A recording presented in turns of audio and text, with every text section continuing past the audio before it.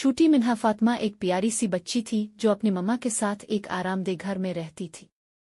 हर सुबह वो ताज़ा परोठों और चाय की खुशबू से जागती जो उसकी मम्मा मोहब्बत से बनाती थी।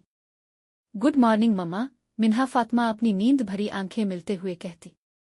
गुड मॉर्निंग मेरी जान, और मम्मा मुस्करा कर जवाब देती। आओ नाश्ता करो। मिन्हा फातिमा को अपनी मम्मा के साथ मेज़ पर बैठकर उनकी बचपन की कहानियां सुनना बहुत पसंद था। मम्मा इसे बताती कि वो खेतों में कैसे खेलती थीं, पतंगें उड़ाती थीं और अपनी माँ के साथ बावर्ची खाने में मदद करती थी। मम्मा, क्या आप मुझे पराठे बनाना सिखाएंगी? एक दिन मिन्हा फातिमा ने जोश से पूछा। बिल्कुल मेरी जान, मम्मा ने कहा और उसके छोटे हाथों को आटे के पेड़े पर चलाने लगे। मिन्हा फातिमा हंसी क्योंकि आटा उसकी नाक पर लग गया था और मम्मा भी हंस पड़ी। नाश्ते के बाद मिन्हा फातिमा और मम्मा अपने छोटे बाग में पौधों को पानी देती थीं। मिन्हा को रंग बिरंगे फूल और हरे पत्ते बहुत पसंद थे।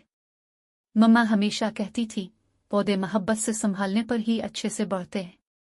रात को मम्मा मिन्हा को प्यार से सुलाने के लिए कहानी सुनाती। बड़े ख्वाब देखो मेरी प्यारी, मम्मा आहिस्ता से कहती। मिन्हा फातिमा आंखें बंद कर लेती और मम्मा की मोहब्बत में खुद को महफूज और खुश महसूस करती।